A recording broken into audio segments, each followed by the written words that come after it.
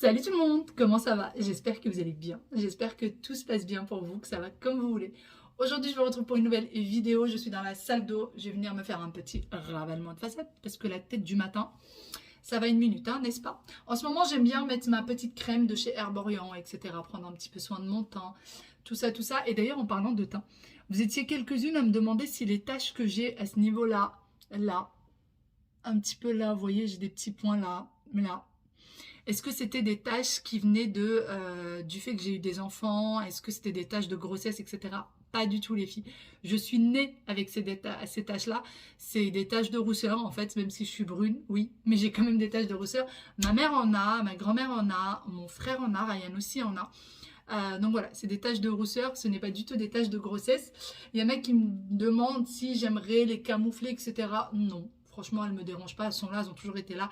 Je suis habituée, donc ça ne m'intéresse pas du tout de les camoufler. Voilà, parce que la crème Herborian que je mets, la CC crème, c'est vraiment juste pour avoir un teint qui soit uni. Et je mets de l'anti-cerne parce que j'ai des cernes, mais les taches ne me dérangent pas du tout. Sinon, ah oui, j'ai changé mon shampoing. Donc, si vous voulez avoir la petite astuce, moi, quand je fais mon brushing ou que je viens juste de me laver les cheveux, etc., avec la pluie, le temps humide en ce moment, j'ai plein de frésotis. Mes cheveux gonflent. C'est horrible. Franchement, c'est hyper désagréable. Même au toucher et tout, c'est désagréable. Du coup, j'ai repris mes amours d'avant et j'ai changé mon shampoing et j'ai pris celui de Elseve. Alors, il y en a plein d'Elseve comme ça, de cette couleur-là. Celui que je prends, c'est le lisse intense. Alors, vous le voyez un petit peu à l'envers, là, avec la caméra. C'est Elseve lisse intense, shampoing disciplinant à l'huile d'argan, nutrition et anti-frisottis. C'est écrit là. Anti-frise, 72 heures, cheveux 3 fois plus lisses. C'est celui-ci. J'aime beaucoup les shampoings de chez Pomelo. Hein. Vraiment, j'en suis ravie et tout. Mais là, pour les anti-frisottis, c'est le seul qui me réussit.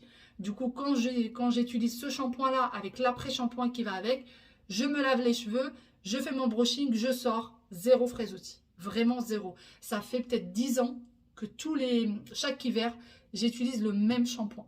Donc voilà, vous le trouvez en magasin, je crois qu'il est à 3,80 € ou 4 €, quelque chose comme ça, tout dépend du magasin. Et il y a également l'après-shampoing qui va avec.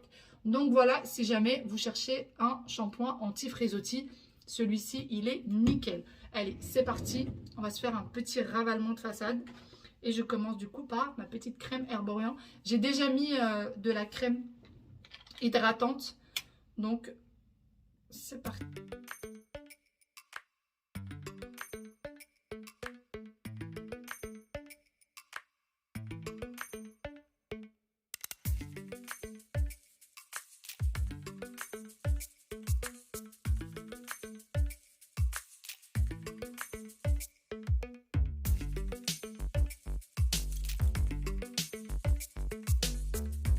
Bon, ça y est, je me suis fait un petit ravalement de façade.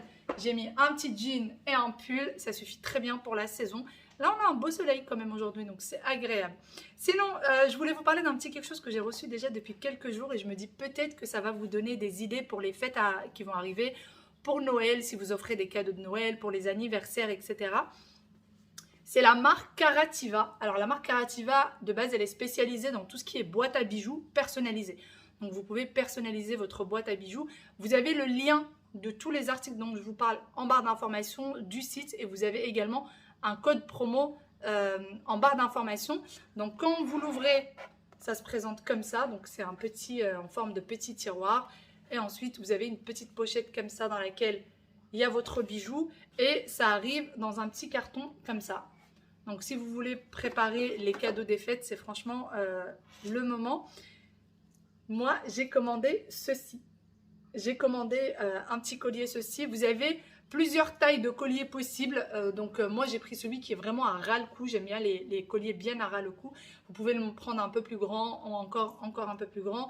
Vous avez plusieurs coloris. Vous avez le doré, l'argenté, le doré un peu rosé. Vous avez plusieurs choses de disponibles. Et c'est de l'argent recyclé. Donc, c'est bien pour la planète, hein, n'est-ce pas?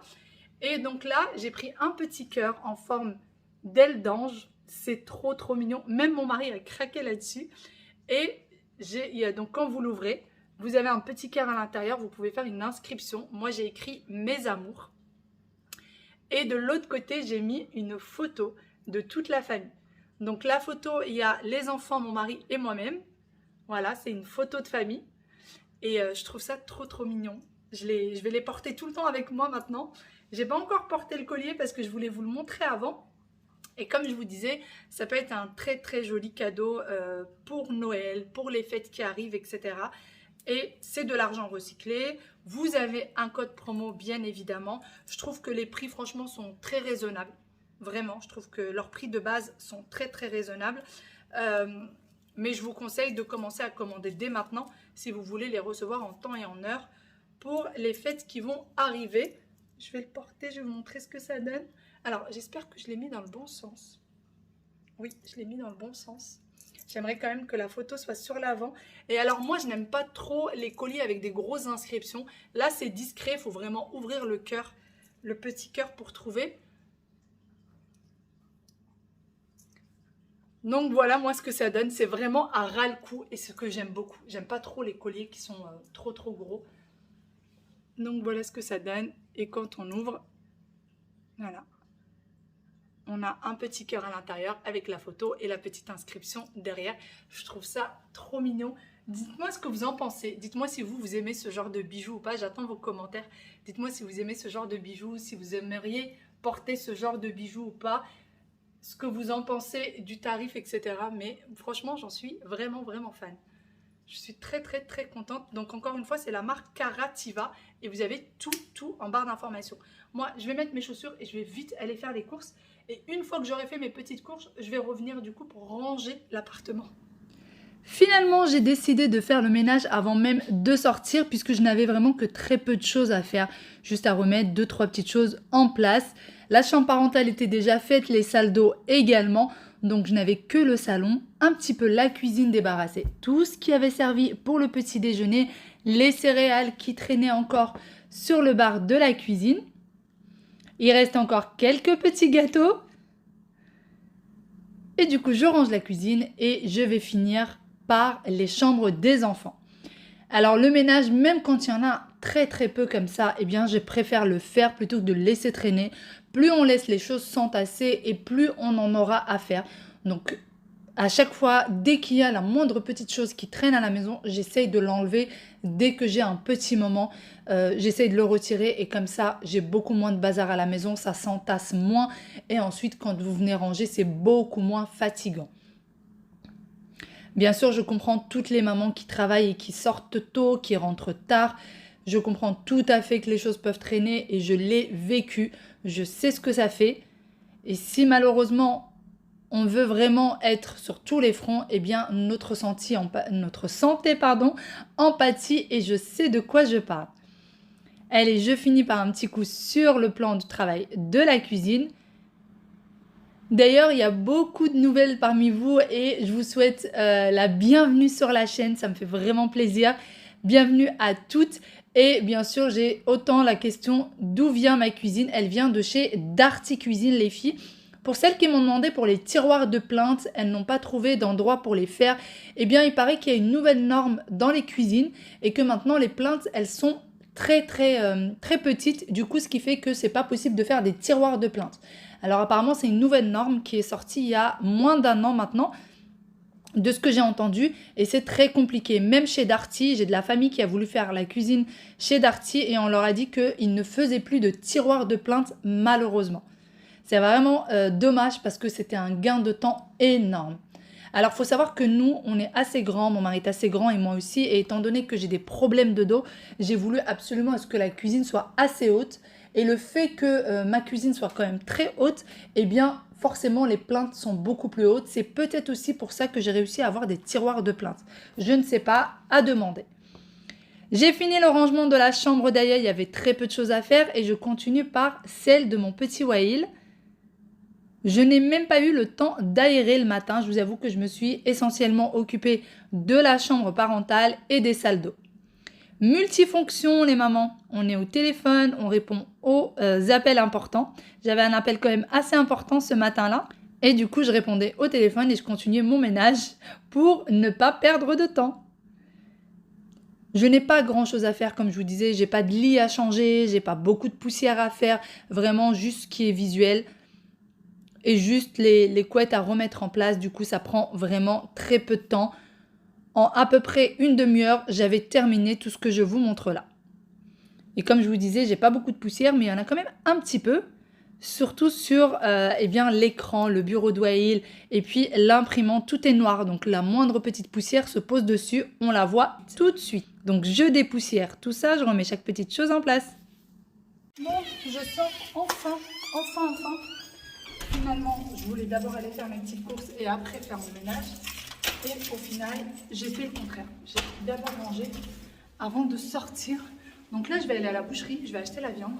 En règle générale, on ne l'achète pas à côté de la maison. Mon mari a l'habitude d'aller l'acheter chez les jumeaux parce qu'en fait, avant, on n'avait pas de boucherie à côté de chez nous. Et la plus proche, c'était les jumeaux. Et puis, leur viande est connue pour être bien, etc. Mais bon, là, il n'a pas eu le temps. Donc, je vais à côté. J'ai la liste de toute la viande qu'il faut que j'achète puisque j'avais fait le listing des repas du mois. Bon, ça y est, je suis rentrée. Les courses, c'est fait. J'ai eu très peu de temps. En une demi-heure top chrono, j'étais à la maison. La boucherie est juste à côté. Et regardez-moi cette demoiselle. Elle est là depuis ce matin. Quand j'ai fait le canapé ce matin, en fait, il y avait le plaid par terre, elle était dessus, je l'ai couverte. Et depuis, elle ne bouge pas. Elle ne bouge pas. Ah non, regardez, elle s'est remise encore à se gratter petit bout. Vous voyez, elle s'est remise à se gratter. Franchement, on n'arrive pas à savoir pourquoi on nous dit que c'est des allergies. On ne sait pas tellement pourquoi. Après, elle a quel âge? Elle a 11 ans. Je me dis, bon, elle se fait un petit peu vieille, mais je sais qu'un chat peut vivre jusqu'à 20 ans, donc... elle en est qu'à la moitié de son âge, à la moitié de sa vie normalement. Donc bon, parfois elle perd aussi l'équilibre maintenant. Ça lui arrive de perdre l'équilibre, mais ça me fait trop mal au cœur qu'elle soit comme ça. Franchement, ça me brise le cœur. J'ai toujours ma grande bougie de chez Ava et Mae. Qu'est-ce qu'elle sent bon, franchement, sans l'allumer. Hein. Vous voyez, moi je l'ai allumée qu'une seule fois. Mais elle sent tellement bon, en fait l'odeur est très forte. Et d'ailleurs, si vous avez des petits cadeaux à faire et vous voulez offrir des bougies, vraiment, c'est la bougie idéale. Je vous remettrai le code en barre d'infos. Je ne sais pas du tout s'il fonctionne encore, s'il est encore d'actualité, mais j'essaierai de vous le mettre. Et moi, j'ai des petits cadeaux à faire et j'ai bien l'intention de prendre des bougies en cadeau. Bon, allez. Nouné, n'est-ce pas que ça sent bon? Du coup, pour la viande, je vous montre ce que j'ai pris. Alors, j'en ai eu pour 47,87 € de viande, sachant que j'ai pris une boisson avec. Enfin, on est quasiment à 50 €. 48 €, enfin voilà, à 2 € près, on est à 50 €. Donc, pour 50 €, qu'est-ce que j'ai eu?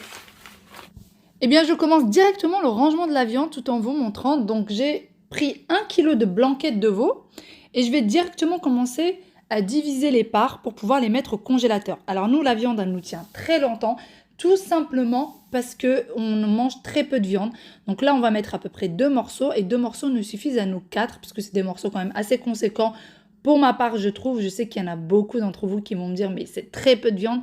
Eh bien nous, ça nous suffit. On n'est pas des grands mangeurs de viande et moi, je ne raffole pas de la viande. C'est surtout moi à la maison et mon petit garçon aussi qui n'aime pas beaucoup la viande.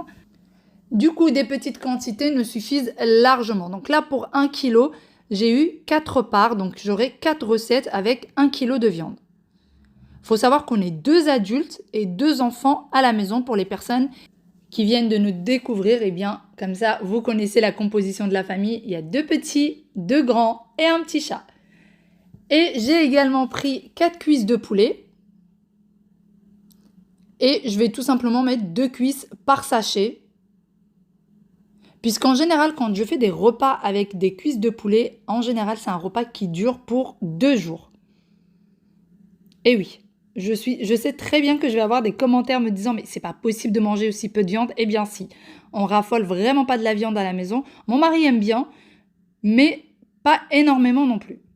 Et dernière chose que j'ai prise, c'est de la viande hachée. Et là, par contre, j'ai pris beaucoup de viande hachée. J'ai pris 2 kg de viande hachée. C'est tout simplement par rapport aux recettes que j'ai prévu de faire. Et les 2 kilos, voici comment est-ce que je vais les diviser. Je vais les diviser en 5 parts, plus ou moins égales. Je fais ça un petit peu à vue d'œil, je les coupe à vue d'œil et en général, ça passe très bien. Pareil, je vais venir les mettre dans les sachets de congélation et direction le congélateur pour tout ça. Et là, on a la quantité de viande pour le mois. puisque parfois je fais des recettes sans viande. Quand je fais des lentilles, eh bien je ne fais pas forcément des lentilles avec de la viande. Parfois je fais des pizzas et quand je fais des pizzas, je ne mets pas de viande dessus. Il y a pas mal de recettes comme ça, des soupes, etc. Je ne mets pas forcément de la viande dans tous les repas. On va dire à peu près que la moitié des repas qu'on fait à la maison, il n'y a pas de viande à l'intérieur. C'est pour ça du coup qu'on n'a pas besoin de grandes quantités de viande. Une fois que j'ai tout mis dans les sachets, je ferme bien le tout. Alors les sachets de congélation, encore une fois, viennent de chez Ikea, puisque c'est vrai que j'ai souvent la question me demandant d'où est-ce que je les achète. Et on met tout ça à la poubelle et ensuite direction le congélateur pour venir ranger le tout. Donc la viande, je la mets toujours tout en haut.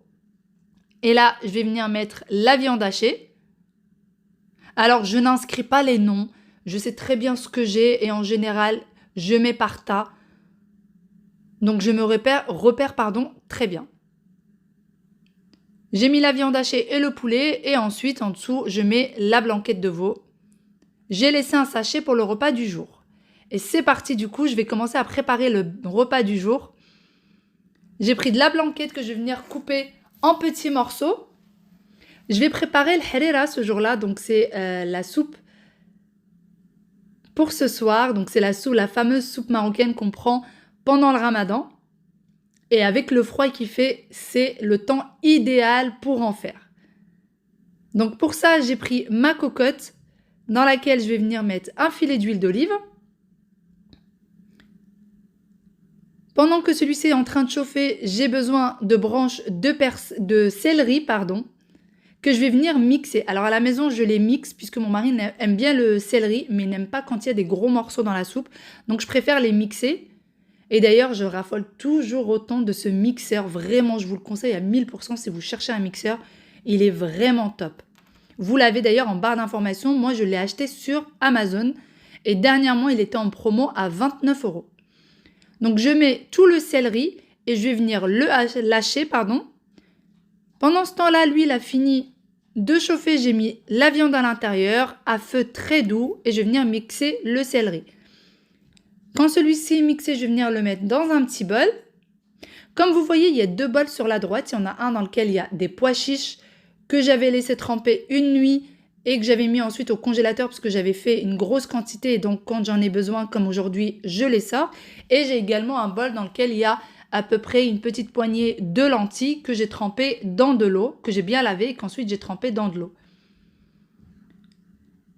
Et donc là, je vais venir mixer le reste du céleri avec les oignons. Donc j'ai à peu près 4 branches de céleri. Donc ça, c'est un repas qui va suffire pour 2 jours. Et en plus de ça, j'en ai même ramené à ma belle-sœur. Ce jour-là, je suis partie chez ma belle-sœur et je lui en ai ramené pour son déjeuner. Je rajoute du coup le céleri et les oignons hachés par-dessus la viande. Alors bien sûr, je vais les hacher, mais je ne vais pas les hacher jusqu'à ce que ça devienne de l'eau. Je laisse quand même des mini morceaux.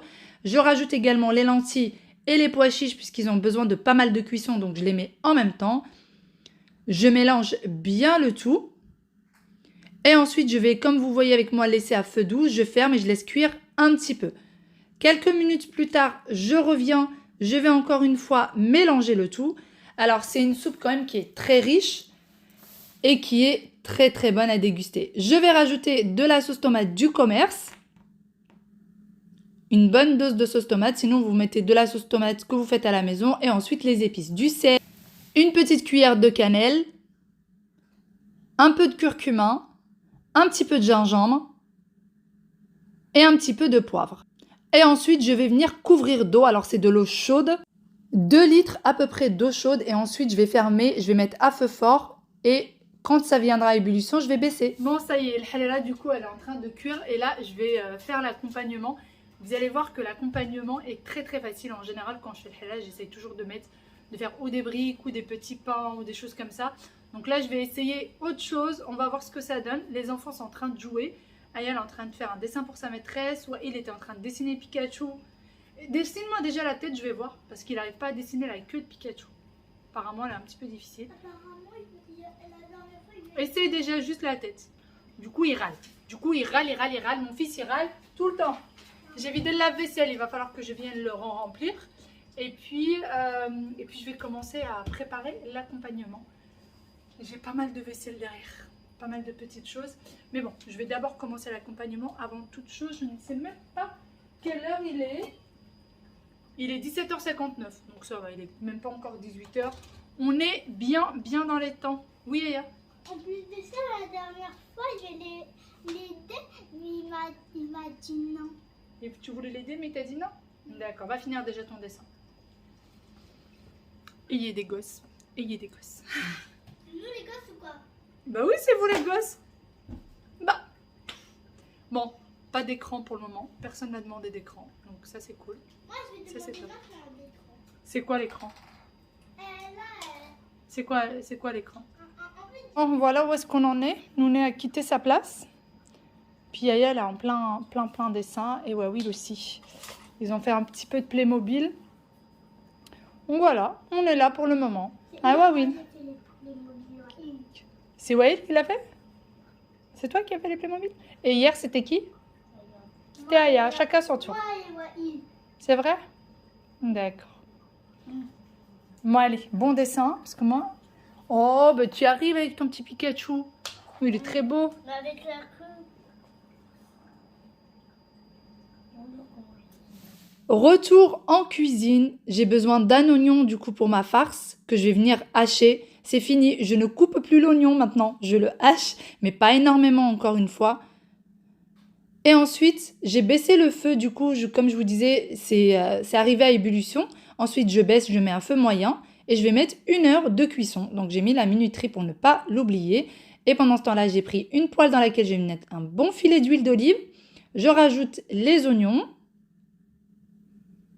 que je vais faire ensuite revenir et laisser cuire jusqu'à ce que ça devienne translucide. Alors, le halala, je trouve que ça a toujours besoin d'un accompagnement. Je ne sais pas, c'est peut-être juste une habitude. Mais nous, à la maison, on aime bien toujours l'accompagner de quelque chose, comme je vous disais, ou de briques, ou de petits pains. Et là, j'ai décidé de faire quelque chose de très, très, très rapide et très facile. Une fois que l'oignon, du coup, est devenu translucide, j'ai rajouté de la viande hachée, un petit peu de viande hachée. J'ai à peine 150 g de viande hachée. Et je vais venir le réduire comme ceci pour bien le mélanger, bien l'incorporer à l'oignon. Je rajoute un petit peu d'épices, curcuma, gingembre, poivre et un petit peu de sel. Je mélange encore une fois bien le tout, jusqu'à vraiment que mon mélange soit bien homogène. D'ailleurs, je ne vais pas le laisser cuire énormément puisque la viande hachée n'a pas besoin de beaucoup de cuisson, que l'oignon est déjà cuit. Après 2 minutes de cuisson, je vais du coup éteindre. 1 heure plus tard, je vais venir préparer le liant pour le halala. Et pour ça, j'ai besoin de 2 grandes cuillères de farine. J'ai besoin d'un verre d'eau. Et je vais mettre le tout dans le mixeur et je vais venir tout simplement mixer. Vous n'êtes pas obligé d'avoir un mixeur. Si vous avez un fouet, vous pouvez le faire avec. C'est un peu plus compliqué. Mais avec le mixeur, vous êtes sûr de ne pas avoir de grumeaux. D'ailleurs, si vous ne connaissez pas cette astuce, essayez. Vous allez voir vraiment avec le mixeur, c'est topissime. Et une fois que c'est fait...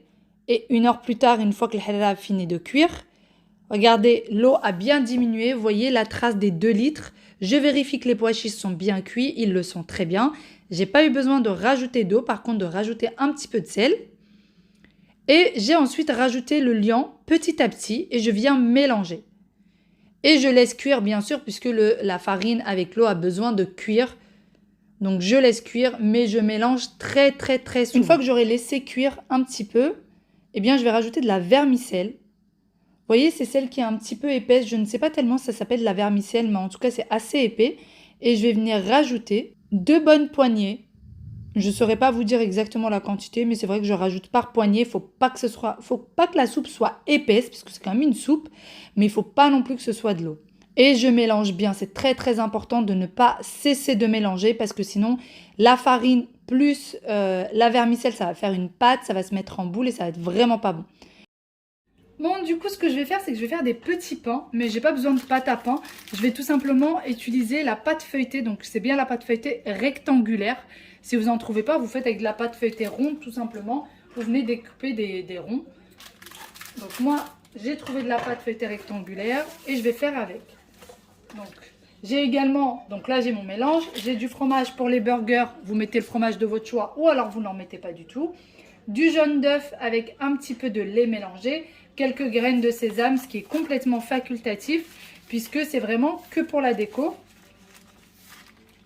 Voilà. Et pareil pour le jaune d'œuf, c'est aussi pour la déco, hein, comme on le sait, sur la pâte feuilletée, ça donne ce petit côté doré, c'est toujours mieux. Du coup, j'ai ma pâte feuilletée, ce que je vais faire, c'est que je vais la couper en 4, ou en 6 plutôt, en 6.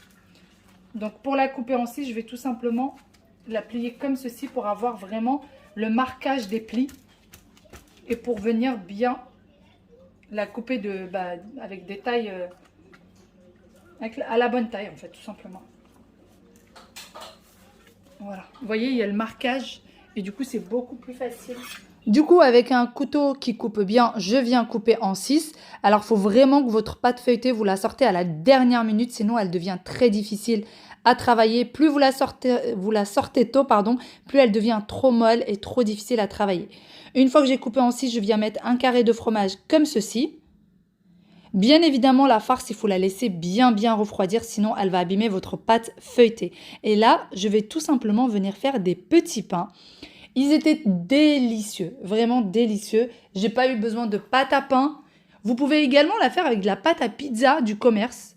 C'est comme vous souhaitez, ou de la pâte feuilletée ou de la pâte à pizza. Moi, je n'avais que de la pâte feuilletée, donc j'ai fait avec. Mais en règle générale, je prépare de la pâte.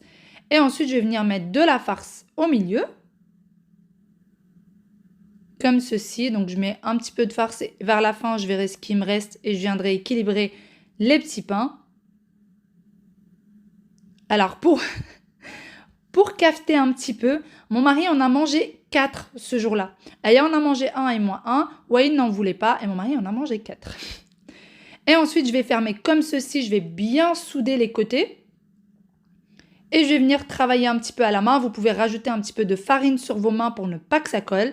Et aussi rajouter un petit peu de farine sur votre papier cuisson pour ne pas que ça colle.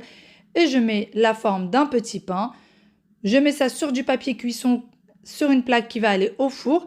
Et mon four est allumé à 190 degrés. Et ça va cuire à peu près pendant 20 minutes. Donc vous laissez votre four chauffer et vous le mettrez à cuire. Donc moi, j'ai laissé cuire en mode pain pour que ça soit bien cuit sur le dessous également. Donc c'est parti, je vais faire comme ceci pour tous les pains. Je la travaille bien la pâte à la main, vraiment pour former des petits pains bien ronds et bien délicieux et surtout très facile à faire. Je ne voulais pas de friture. À la base, je voulais faire des briques, mais je ne voulais pas de friture. Je voulais quelque chose qui soit très facile et très rapide. D'ailleurs, si vous voulez que ça ait un peu plus l'aspect d'un pain, vous n'êtes pas obligé de badigeonner d'œufs. Le fait de badigeonner d'œufs et de mettre des graines de sésame, c'est vraiment juste pour le côté décoration et le côté esthétique, on est bien d'accord. Donc, je badigeonne avec du jaune d'œuf mélangé avec une grande cuillère de lait. Et ensuite, je vais venir saupoudrer un petit peu de graines de sésame. Et par la suite, le four. Bien sûr, ça se mange bien chaud. Donc, à peine c'était cuit qu'on est passé directement à table. Et voici du coup le résultat de la soupe, la harira.